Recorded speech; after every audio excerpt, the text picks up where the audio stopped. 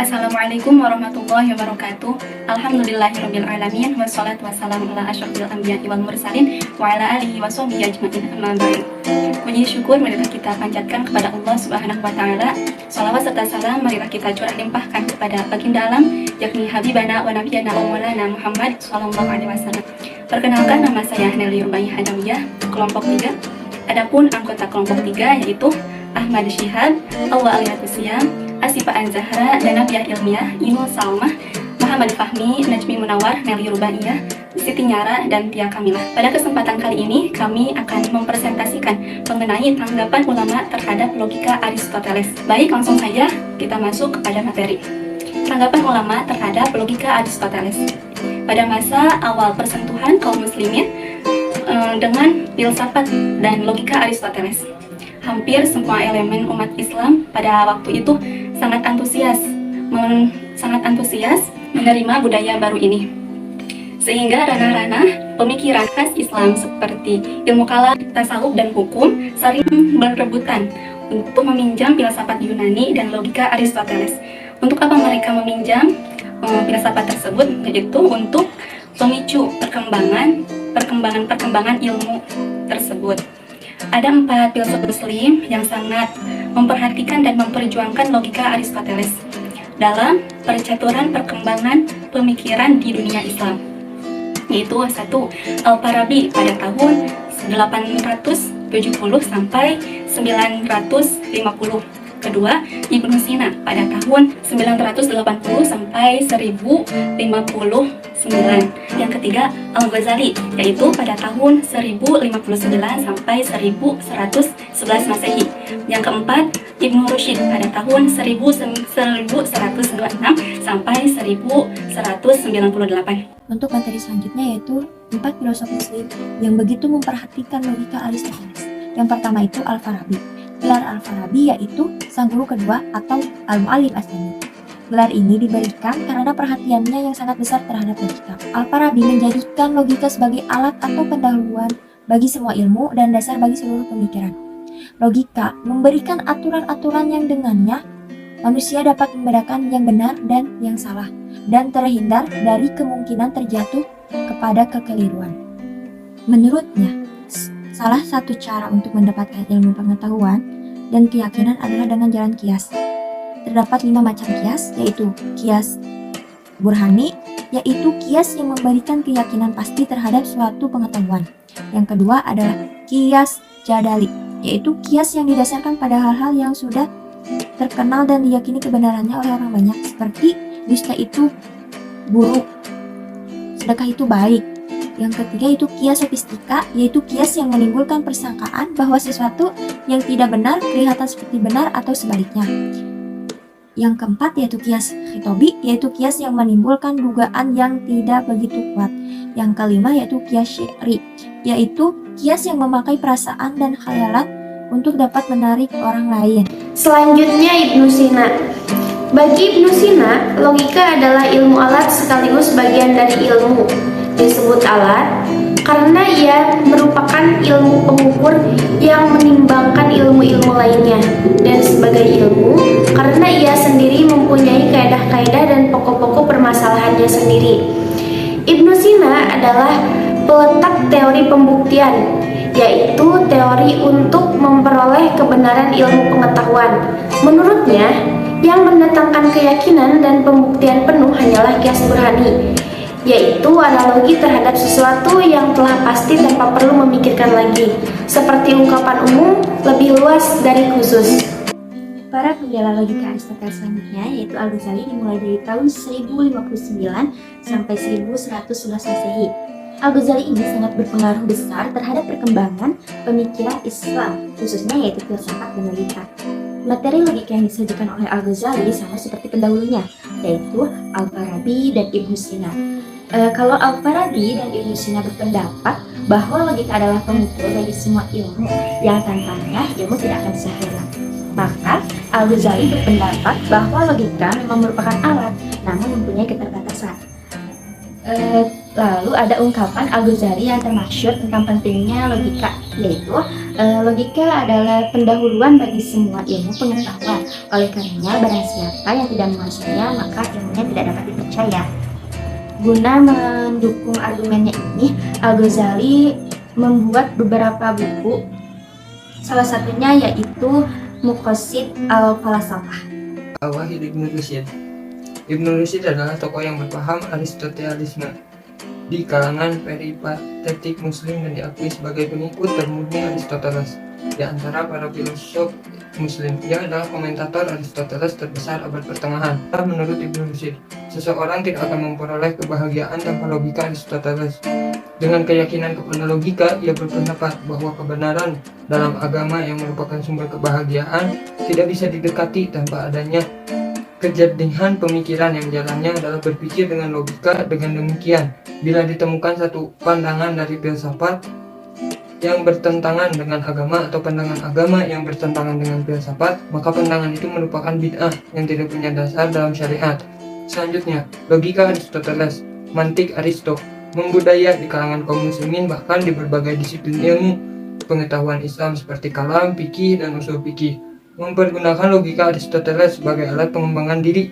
Para ulama waktu itu mempunyai keyakinan kuat bahwa dengan logika Aristoteles ini, disiplin ilmu keislaman dapat dikembangkan dan dibentengi secara kokoh dari serangan ideologi-ideologi luar. Untuk selanjutnya yaitu Taqi al-Din Ibnu Taimiyah. Ibnu Taimiyah ini bisa dikatakan sebagai ulama muslim pertama kali yang mengkritik dan a priori terhadap logika Aristoteles. Menurut Ibnu Taimiyah, logika Yunani sama sekali tidak dibutuhkan oleh cendekiawan. Bahkan bagi orang bodoh sekalipun, hal ini karena kekuatan akal hanya berfungsi untuk membenarkan dan tunduk kepada nas. Akal hanya menjadi saksi pembenaran dan penjelasan dalil-dalil Al-Quran, bukan menjadi hakim yang akan mengadili. Oleh karenanya, akal harus diletakkan di belakang nas-nas agama dan tidak boleh berdiri sendiri. Jika terdapat pertentangan antara keduanya, maka kesalahan pada akal dan wajib kembali kepada wahyu. Untuk selanjutnya, Ibnu Taimiyah mengkritik materi dan metodologi mantik Aristoteles. Bahkan Ibnu Taimiyah juga menawarkan metode berpikir sistematis baru, yaitu mantik Islam atau al-mantik al-Islami. Mantik orang Islam yang digagas oleh Ibnu Taimiyah ini berdasarkan dua bentuk. Pertama, penalaran mantiki yang berdasarkan petunjuk atau dalalah, ayat-ayat Al-Quran atau al-istidlal Al-Qur'ani, atau kias yang harus didasarkan pada petunjuk ayat-ayat Al-Quran. Kedua, kias aulawi, yaitu suatu yang tidak disebutkan dalam nas, itu lebih utama hukumnya dari yang disebutkan. Ibnu Taimiyah sebelum mengkritik logika Aristoteles dan filsafat telah bertolak dari pemikiran yang a priori, bahwa wahyu hanyalah satu-satunya sebagai sumber untuk mengetahui hakikat kebenaran. Harus tunduk kepada wahyu. Kerusakan ajaran agama menurut Ibnu Taimiyah karena masuknya logika Aristoteles dan filsafat ke dunia Islam. Oleh karena itu, jika Ibnu Taimiyah mempelajari logika dan filsafat, maka tujuannya bukan seperti Al-Ghazali yang secara ikhlas dan sungguh-sungguh ingin mencari kebenaran, tetapi dengan tujuan untuk mengkritik penyerangnya dalam usaha untuk menjaga keyakinan yang sudah dianutnya. Baik, selanjutnya yaitu kritik Ibnu Al-Qayyim terhadap mantik Aristoteles. Kritik Ibnu Al-Qayyim sangat berpengaruh besar terhadap logika Aristoteles dalam pergolakan pemikiran Islam. Yang awalnya, mantik Aristoteles sangat digandrungi oleh kaum muslimin dan dijadikan alat pengembangan ilmu. Namun setelah adanya kritik dari Ibnu Al-Qayyim, ada sebagian kaum muslimin yang tetap menjadikan dan menggunakan sebagai alat pengembangan ilmu, tetapi ada juga sebagian muslimin yang mengikuti langkah Al-Taimiyah, yaitu dengan meninggalkan mantik Aristoteles. Salah seorang ulama yang mengikuti jejak Al-Taimiyah adalah muridnya, yakni Ibnu Al-Qayyim Al-Jauziyah. Adapun kritik Ibnu Al-Qayyim terhadap logika Aristoteles, beliau menyebutkan bahwa secara garis besar mustahil logika dapat menjaga dari ketergelinciran pemikiran, sementara kaidah-kaidahnya sendiri pun mengandung kerancuan. Selanjutnya, Ibnu Al-Qayyim membantah pendapat yang mengatakan bahwa mempelajari ilmu logika merupakan suatu kewajiban. Menurutnya itu tidak benar, karena terbukti imam mazhab 4 pun, yakni Imam Maliki, Syafi'i, Hanafi, dan Hambali, mereka tidak pernah mempelajari ilmu logika, tetapi tidak diragukan lagi kecerdasan pemikirannya. Ini membuktikan bahwa tanpa mempelajari logika Aristoteles pun, orang mampu mencapai derajat tinggi, pintar, cerdas, dan tidak tergelincir pemikirannya. Ini saya akan menjelaskan tentang pendapat Al-Wazir As-Sani dalam penentang logika Aristoteles. As-Sani mengikuti jalan Ibnu Taimiyah dalam mengkritik logika. Ia mengarang kitab Tarikh As-Salib Al-Quran ala As-Salib Ayunan, yang menurutnya Al-Quran mempunyai metode tersendiri dalam menyimpulkan sesuatu atau disebut istidlal, berlainan dengan logika Yunani. Bagi As-Sani, tata bahasa Al-Quran adalah bahasa Arab fasih, sementara logika Aristoteles dikembangkan dalam bahasa Yunani.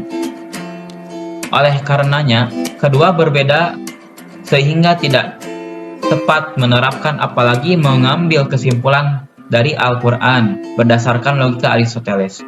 Ketidaktepatan penggunaan logika Yunani selain dikarenakan perbedaan tata bahasa, juga dikarenakan tata bahasa umat Islam itu lebih unggul dan sempurna dibandingkan tata bahasa orang Yunani, sehingga sangat tidak setimpal mengukur sesuatu dengan alat yang lebih rendah. As-Sani mengatakan bahwa untuk mengetahui kebenaran dan menyembah Tuhan tidak perlu ilmu mantik. Bukankah burung hudhud Nabi Sulaiman yang termasuk bangsa binatang saja mampu mengetahui kebenaran dan mentauhidkan Tuhan?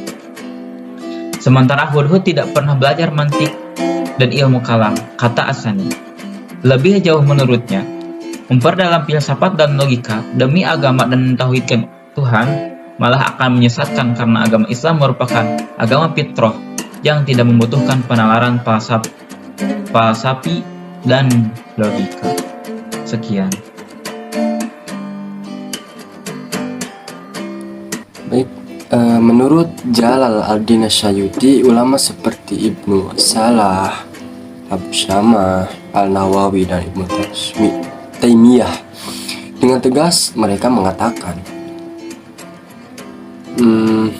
tidak ada unsur logika Aristoteles dalam ilmu-ilmu keislaman, yang menukil perkataan Al-Batlayusi yang pada saat itu sedang berdebat dengan ahli sastra yang diyakini banyak mengadopsi unsur-unsur logika. Batlayusi mengatakan bahwa penggunaan konsep mudlu mahmul dan istilah logika lainnya itu sebenarnya telah digunakan sebelumnya atau telah digunakan terlebih dahulu oleh para ahli nahwu, ahli sastra Arab, sebelum digunakan oleh ahli-ahli logika. Terima kasih. Ibnu As-Salah As-Sahuruji adalah ulama yang terang-terangan mengharamkan logika Aristoteles. Kalau Ibnu Taimiyah dan pengikutnya seperti Ibnu Qayyim, Al-San'ani, dan Al-Suyuti menyerang logika dengan mengkritik materi dan menampilkan kelemahan metodologinya. Makna Ibnu As-Salah menyerang logika Aristoteles dengan fatwa haram. Bagi Ibnu As-Salah, filsafat merupakan penyebab kebodohan, kemunduran, kesesatan, dan kekafiran zindik karena akan menyebabkan seseorang buta dalam melihat kesucian syariat. Disebabkan logika merupakan jalan dan inti filsafat, maka logika pun menjadi sesat dan harus dijauhi oleh umat Islam. Menurutnya, hukum agama tidak membutuhkan logika dan filsafat. Oleh karenanya, agama tidak membutuhkan logika dan filsafat. Oleh karenanya, tidak perlu belajar filsafat dan logika, karena tidak akan memberikan manfaat dan hanya akan tertipu oleh setan karena keraguannya akan agama. Untuk materi terakhir yaitu Abdul Wahab Al-Subki, wafat pada tahun 771 Hijriah. Menurutnya, pertimbangannya adalah agama. Selagi tidak membahayakan agama, maka diperbolehkan. Tetapi sebaliknya, kalau dengan mempelajari mantik menggoncangkan agama, maka hukumnya haram. Bagi orang yang telah kuat agama, mantap syariah, dan lurus akidahnya, maka boleh saja mempelajari logika Aristoteles dengan dua syarat. Yang pertama, adanya keyakinan bahwa dirinya tidak akan tergelincir dalam mempelajari logika. Yang kedua, tidak boleh mencampur adukan paham-paham filsafat dengan akidah dan syarat. Sekian dari kelompok kami, mudah-mudahan bermanfaat bagi kita semua. Ditutup saja dengan doa, Robbana atina fid dunya hasanah wa fil akhirati hasanah wa qina adzabannar. Assalamualaikum warahmatullahi wabarakatuh.